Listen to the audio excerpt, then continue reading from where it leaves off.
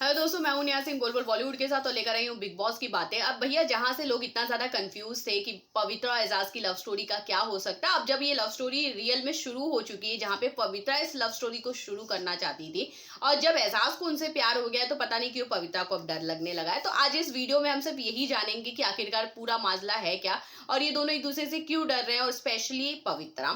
जी हाँ, जहां शुरुआत से हमें ऐसा लग रहा था, चाहे इनका झगड़ा हो, चाहे इनकी इश्क मोहब्बत जो भी दिखाया जा रहा था, मुझे तो ऐसा लग रहा था कि फुल टू स्क्रिप्टेड है। वही मैंने आपको ये भी बात कहा था कि हर चीज किस चीज को बहुत ज्यादा पसंद किया जा रहा है। ये ट्विटर ट्रेंड के हिसाब से, इंस्टा ट्रेंड के हिसाब से, लोगों की डिमांड के हिसाब से ये सारी रियलिटी शोज भी लिखे जाते हैं। मतलब एटलीस्ट वो उन्हें जाके हिंट दिया जाता है कि भैया आपको ऐसे करना है, वैसे करना है।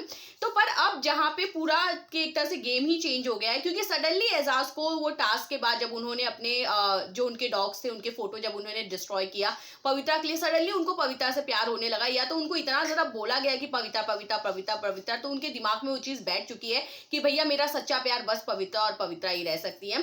तब उनके दिमाग में पूरी तरह ये बात फिट हो चुकी है और अब ये बात वो खुलेआम कहने भी लगे हैं पवित्रा से। पर पवित्रा को पता नहीं क्यों अब डर लगने लगा है। जो पवित्रा हर वक्त एजाज के पीछे रहती थी, जो पवित्रा को हर वक्त ऐसा लगता था कि एजाज उनके आसपास रहे, जिनको सबसे पहले उन्होंने अपनी फीलिंग का इजहार किया था, बाद में एजाज ने तो भैया बोला भी नहीं था। अब जब उस एजाज को इनसे प्यार हो गया तो पवित्रा को अब पता नहीं क्यों डर लगने लगा है। अब वो लाइकिंग और लव के डेफिनेशन को समझाने में लगी हुई है कि भैया ये लाइकिंग है, मैं 1 2 3 कर 4 5 6 7 8 तक की स्टेप चलना चाहती हूँ और उसके बाद में डिसाइड करूंगी कि आखिरकार क्या चीजें हो सकती हैं। अब ये या तो मे बी उनको पता था कि एक लव एंगल से वो गेम के अंदर टिक सकती है, पर उन्हें कोई भी रिलेशन घर का बाहर लेके नहीं जाना था। पर उन्हें पता है एजाज जिस तरह से सीरियस इंसान है, वो जब रिलेशनशिप में जाएंगे तो वो उनको फोर्स करेंगे बाहर भी उसे कंटिन्यू रखने के लिए। वहीं जब उन्होंने पवित्रा को आज ये बात क्लियर भी कर दिया कि मैं आपको पसंद करता हूँ और अगर एक दूसरे को प्रॉमिस करने की बात है तो मैं आपको प्रॉमिस करता हूँ कि जैसे हम इस घर से निकलेंगे मैं अपने पापा से आपको मिलाने लेकर जाऊंगा, क्योंकि बहुत बहुत दिनों बाद मुझे कोई लड़की इतनी ज्यादा पसंद आई। पवित्रा उस वक्त स्माइल कर रही है। जहां पवित्रा एली हो, शार्दुल हो, इनको ये बोलते हुए नजर आ रही है कि ये सिर्फ प्यार है, मैं उन्हें समझाने की कोशिश कर रही हूँ। अब वो पवित्रा उस वक्त कुछ नहीं कहती जब वो ये बात कहते हैं कि भैया मैं आपको अपने पेरेंट्स से मिलाऊंगा।